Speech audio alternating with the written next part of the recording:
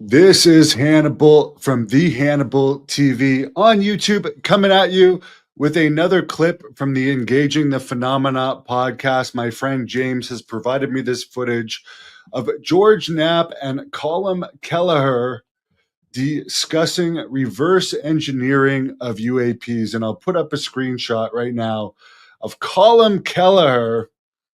For anyone that doesn't know who he is, very credible person who was actually a deputy administrator of the Bigelow Aerospace Advanced Space Studies, which, for anyone that knows about reverse engineering and the whole phenomena subject, Robert Bigelow has put more money into the study of what's going on with UFOs privately than anyone else. I'm no expert in reverse engineering. George Knapp, obviously a legend in the whole UAP genre. Colm's a genius. Let's listen to what they have to say about this subject. And James from Engaging the Phenomena's interviews. This is 2 interview clips combined. The links to the full interviews are in the description.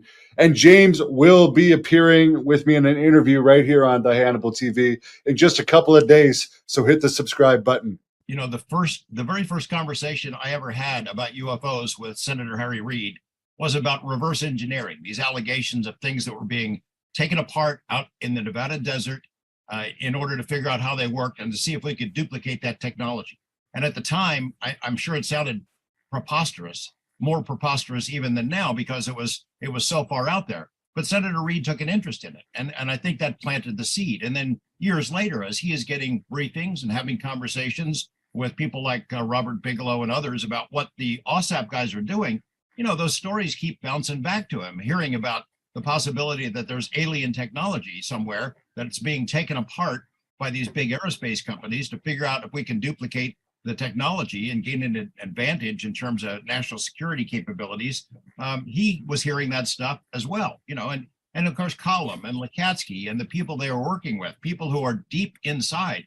You keep hearing those things over and over. That was one of the goals of trying to turn it into a special access program is, can we get to see the goodies? I mean, it's right there in that New York Times story that the special accommodations had been created at the Bigelow plant in Las Vegas in the event that they ever got any of that stuff, that they'd be able to protect it, analyze it, figure it out. That was part of the contract. That was part of the deal from the beginning. So I think one of Senator Reid's goals and the goals of Colm and Robert Bigelow and others who were advising him was by creating a special access program that they might be able to finally knock at the door and have the door open. As we dictate in the book, though, they got quite a different reception when they tried to ask about the other special access programs, UFO investigations or reverse engineering. Where's the goodies? Where's the bodies? The door was slammed in their face. I guess we don't spell it out in clear enough language in the book for people to understand it because they seem to have missed that. But these guys really went after it. And they got the door slammed in their face, not because it doesn't exist, but because it does exist somewhere, and they're not allowed to see it. Well, and again, the only way you can get the door slammed on you is if there's something behind the door. And what else is there beyond legacy programs? There's more to it than that.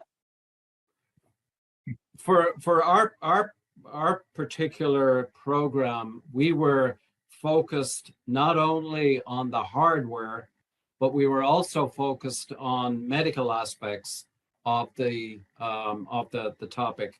So we were looking at delving deeper and deeper into medical aspects of the topic, including all of these rumors regarding quote unquote alien technology, biology of unknown origin, all of that. So it wasn't only nuts and bolts that we were sort of focused on. We were also focused on biology.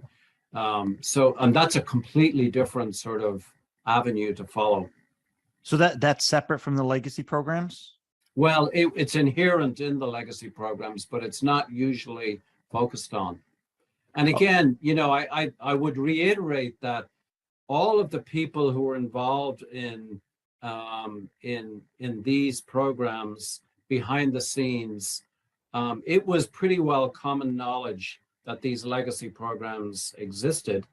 However, it was a question of, encroaching into that domain, and it was extremely difficult to get beyond, the first level of barriers.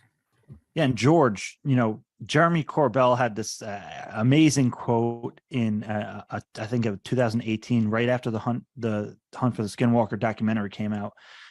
He said, there are secret UFO programs. I'm paraphrasing here, and I believe that at least 4 of them will come out, and I will be proven right. And that 4 also correlates with a quote that we were able to get from Bernard Heisch, talking about 4 special access programs involving UFOs that had funding up into the billions, which is an incredible correlation.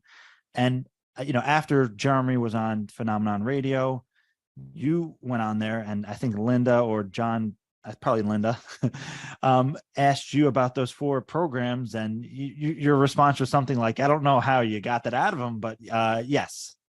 So where does that come from? I can't tell you, but I'll say that I think it will be proven to be true eventually. I'll just say this. Look, here's a program, the one we're talking about now, AAWSAP, that really hasn't seeped into the public consciousness. Somehow Congress, it hasn't dawned on them, the light bulb hasn't gone off in their heads either. They're asking questions at their one lone public hearing about ATIP. Was there anything else?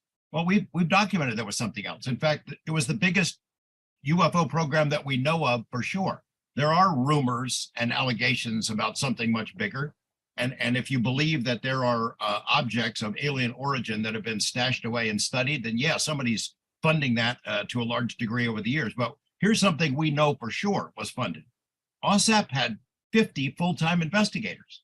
Compare that to like Project Blue Book, which everybody knows about.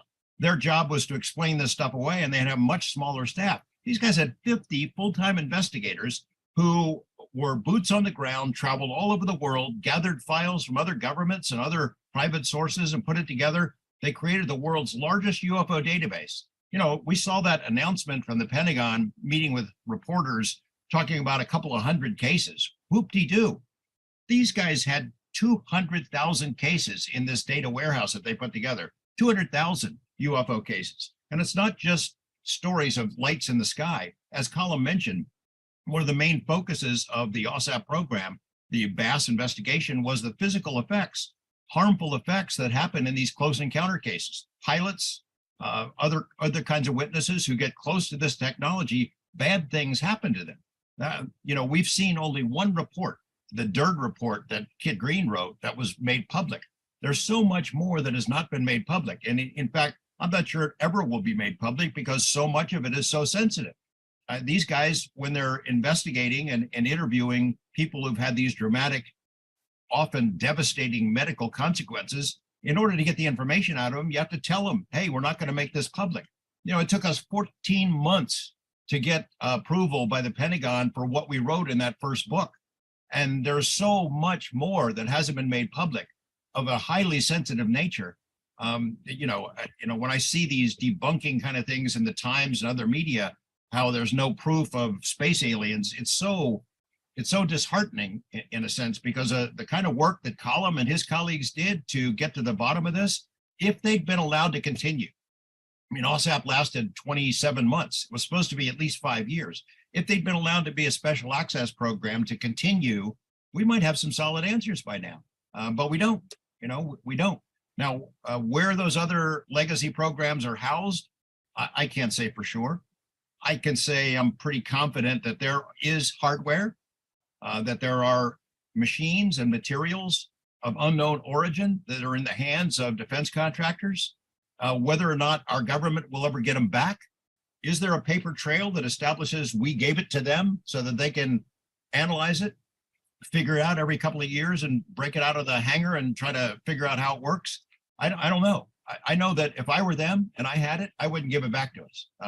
But it's going to be a fun couple of years. The next couple of years are going to be a lot of fun as we see where Congress's investigation, where Arrow and other entities go in trying to get to the bottom of these mysteries. I'm sorry if I went on a tangent there. No, it's great, George. You always have a very important insight to add.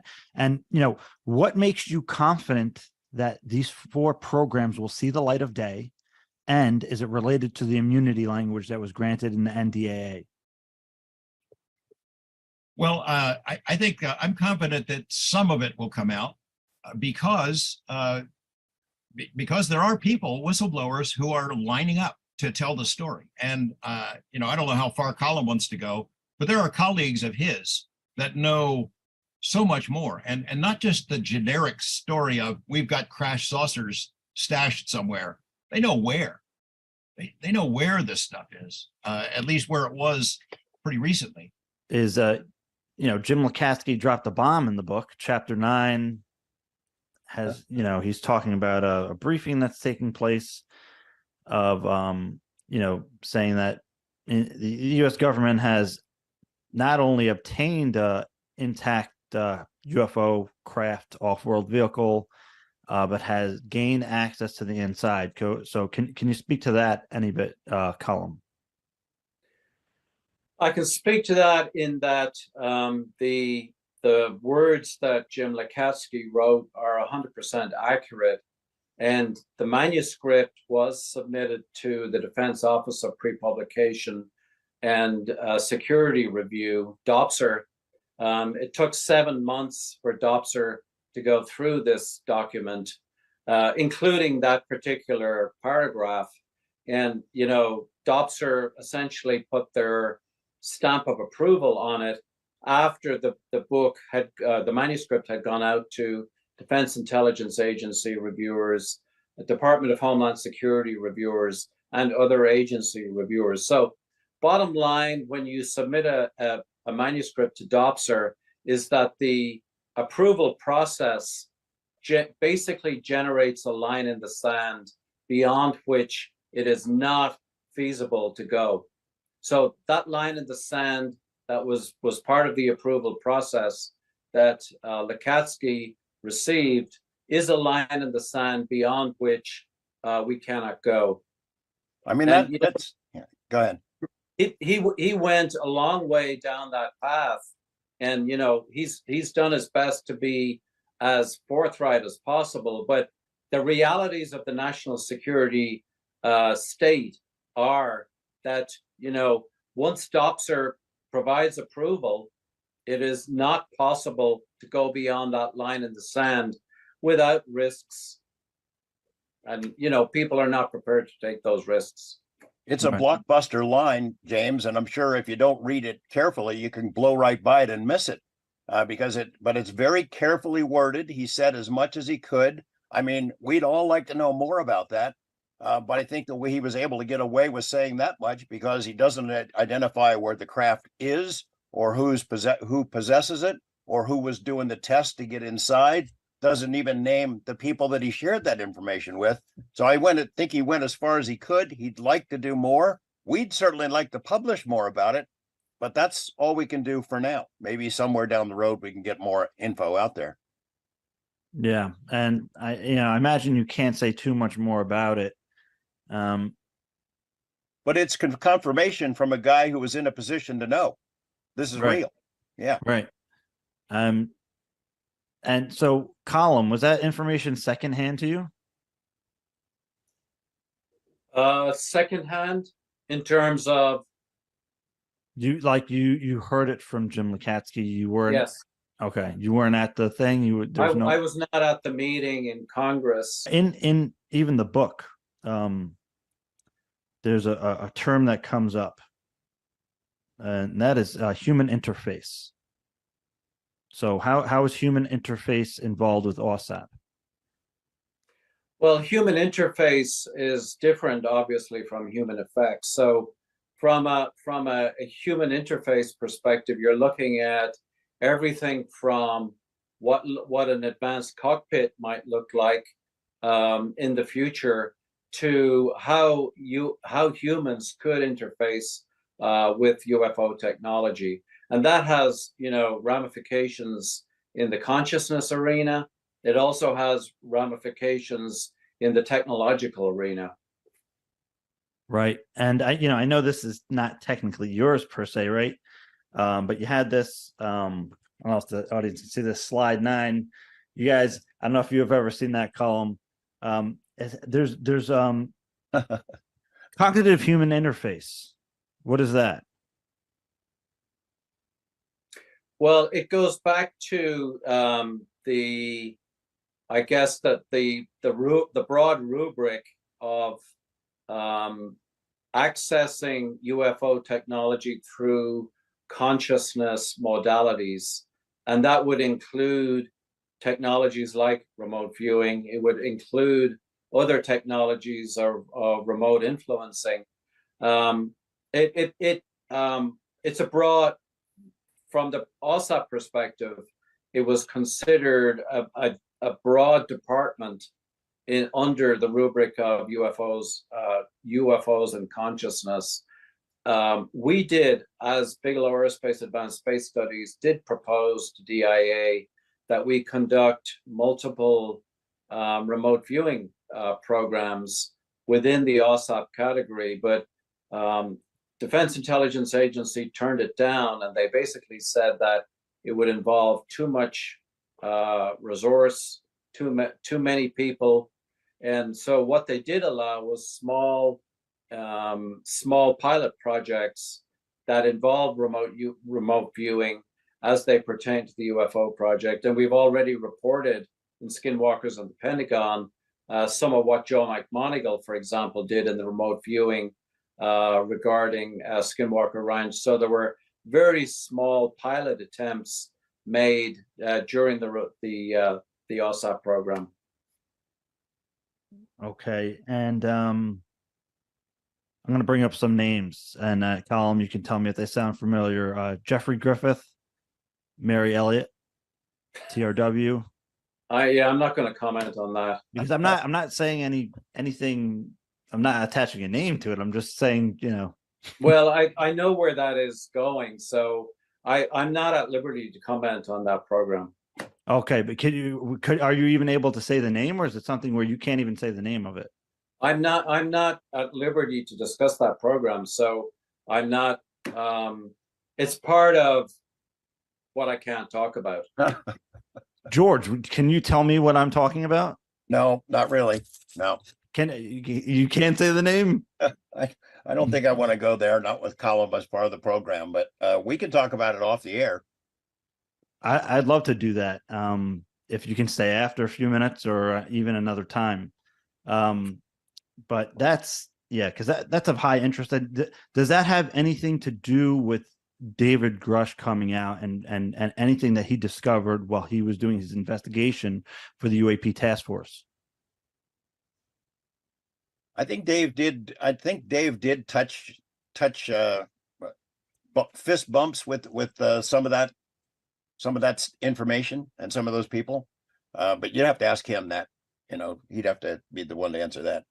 I just say this, James, at the end of this, Colm and I go way back to the Skinwalker Ranch days, and that ranch it is still a unique place in that, under one roof was all these strange phenomena that it seemed to be like a learning curve there. And it's a microcosm of the bigger UFO UAP mystery, and that it has so many different faces and different aspects. And it's trying to almost teach us that reality isn't what it used to be, that it's way more complicated than merely space aliens and flying saucers visiting us from other planets.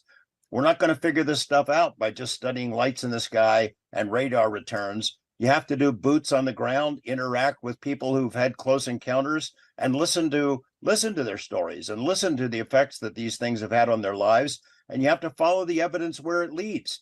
AAWSAP is a great model for what a UFO investigation should be. We lay it out in this book of the kinds of really solid information that were gathered as part of that investigation and that program. And I would hope that it could be a model for what Arrow could eventually become, that they'd be honest brokers of information, follow the evidence where it leads, and not be deterred because things get a little too weird. And it did, in the aspect of recovered technology, has there ever been a suggestion that the recovered technology also has a component that interacts with consciousness? I I'm not aware of that. I'm not able to talk about that either. I can say this is that the recovered technology crash retrieval programs are real, that there is material, there are craft, intact craft and bits and pieces that have been stashed in these legacy programs and special access programs and private contractor hangars. This stuff is real. Whether we're ever going to get to see it or not, I know we have high expectations and we think we've seen some progress in that regard. What's happening right now in DC at the Pentagon is clear evidence that the closer you get to the secrets, the harder the pushback becomes. We were really all confident that disclosure might get somewhere, that we might actually learn something in the next couple of years. Looks to me like the keepers of the secrets have really battened down the hatches and are pushing back. And I'm not very encouraged by where this is leading right now. Just real quick, Kit Green, or let me start by saying in Forbidden Science Volume 5, Jacques Vallée is talking about how Colm, you had a meeting or a conversation with Dr. Kit Green, that Dr. Kit Green was brought in 2 times to see occupants or entities, or, is there anything you can say to that effect? Does that sound familiar? Well, I know there's been a lot of press speculation about that particular memo or that particular email, but to my knowledge, Dr. Green has walked back a lot of what was in that, and I think it might have been a set of misunderstandings originally, because as far as I know, he has walked back a lot of what's in that email. Well, what he walked back was that he thought the Santilli film could have been real. What he didn't walk back is that why was he brought into the Pentagon and being shown alleged autopsy things, and Vallée hints at saying, Kit believed at first it was disinformation, but then because of his skepticism, maybe he wasn't invited back because of his skepticism of what he was being shown. Yeah, I guess what I would do is I would contact Kit Green about that. Okay. And one more thing is, Jim Lukatsky brought it up, and he pointed to you specifically, Colm, is the human potential. He said that's something that you would be, that very well. Human potential, UAP consciousness. What is that? How does that register to you? I guess the only interpretation of what you've just said is that there's a real sort of ongoing push in the academic community out in the United States. People like Jeffrey Kripal and others that are sort of starting to look at, Bernardo Kastrup is another example. Yeah. Edward Kelly, Robert Lanza, Donald Hoffman. I mean, there's a whole slew of people that are kind of starting to look at human perception as being the sort of the membrane or the interface in terms of interacting with UFOs. So, this is a pretty long conversation that we would need to get into, but the bottom line is that human perception itself could be the issue with respect to our inability to come to grips with the UFO phenomenon. Yeah, and I just real quick, other names we can put in there are Dr. Gary Nolan, Dr. Kit Green. The study they did with caudate pertainment, which I was able to publish the original article on, is the basal ganglia area where such experiencers were seeing anomalous encounters, but also those same individuals happen to have a proclivity to remote viewing and high levels of intuition and intelligence. Yeah, I'm aware of that study. It was a really interesting study. I've got to go. Yep, James, me too. Somebody's calling me.